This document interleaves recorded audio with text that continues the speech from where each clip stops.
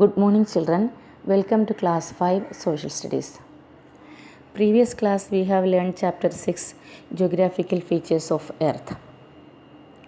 Latitudes and longitudes, grid, weather and climate, the factors affecting the climate of a place. All these things we have learned. Okay.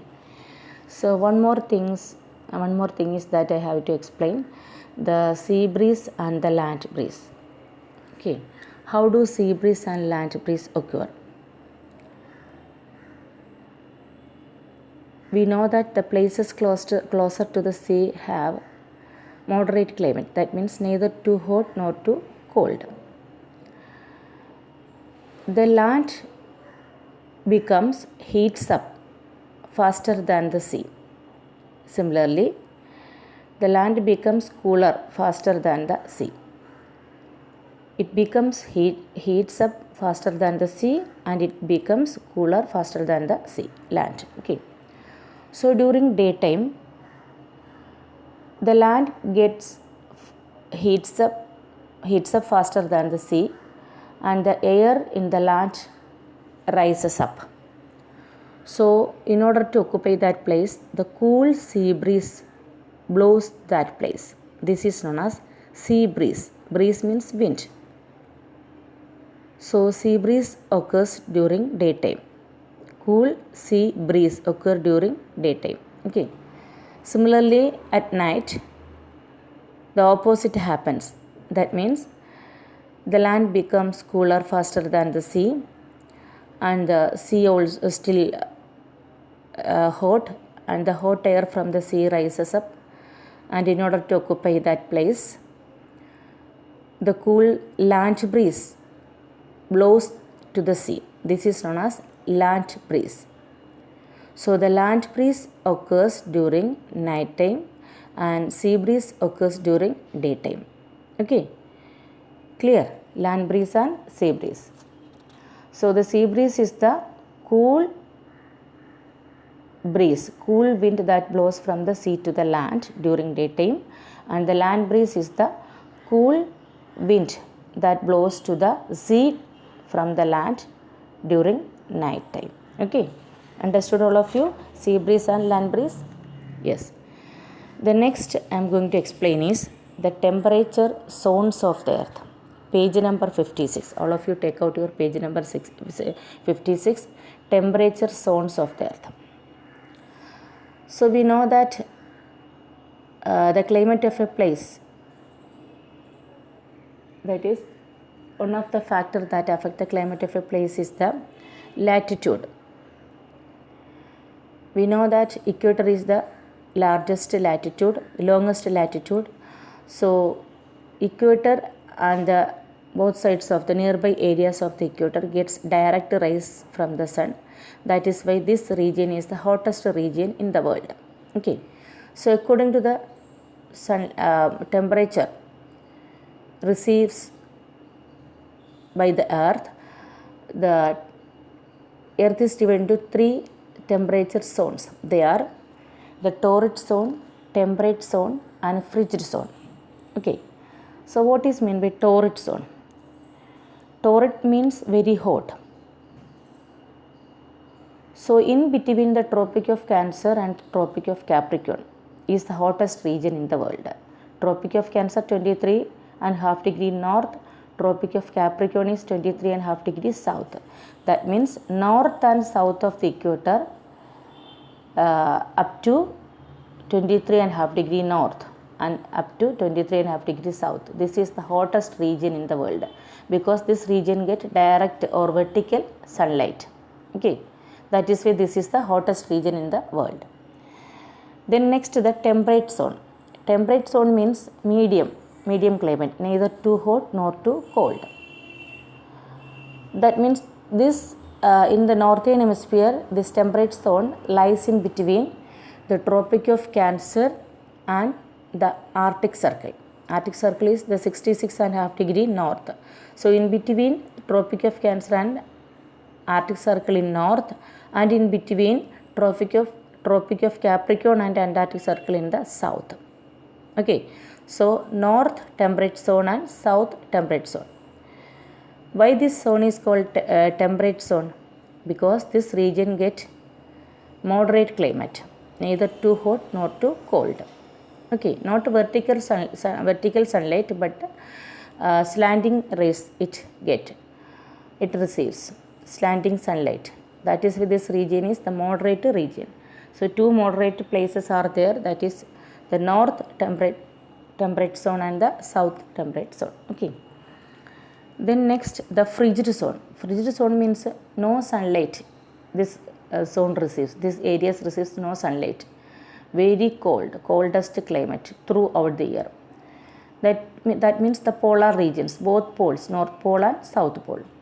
That means in the northern hemisphere, from the Arctic Circle to the North Pole, and in the southern hemisphere, from the Antarctic Circle to the South Pole is the frigid zone.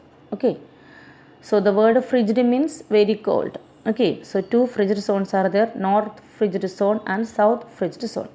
The north frigid zone lies in between Arctic Circle to the North Pole, and the south frigid zone lies between Antarctic Circle to South Pole. Okay, understood this three zones: torrid zone, temperate zone and frigid zone. Okay, then next, eclipses. Eclipse means to hide. Sometimes the sun, the moon and the earth come in a straight line. At times the earth comes between the moon and the sun, while the other times the moon comes between the sun and the earth.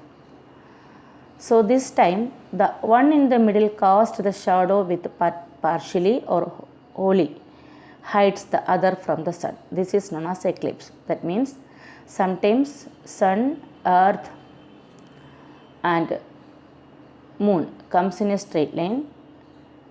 Sometimes moon comes in between earth and sun, and the moon hide the sunlight reaching from earth. Similarly, earth comes in between moon and sun, and the earth hide the sunlight from reaching to the moon. So this is known as eclipse. Okay. Then what is lunar eclipse? When the earth comes in between sun and the moon. During lunar eclipse, earth comes in between sun and moon, and the earth blocks or prevents or stops the sunlight from reaching the moon and creates earth's shadow. This is called a lunar eclipse, and one picture is also given there. Lunar eclipse picture, you can see the picture. Okay, sun, moon and earth, but the earth is in between the sun and moon, and the sun stops the sunlight or sun blocks the sunlight that falling on the moon and the earth stops the sunlight that falling on moon, and the earth's shadow is formed on moon. This is known as lunar eclipse.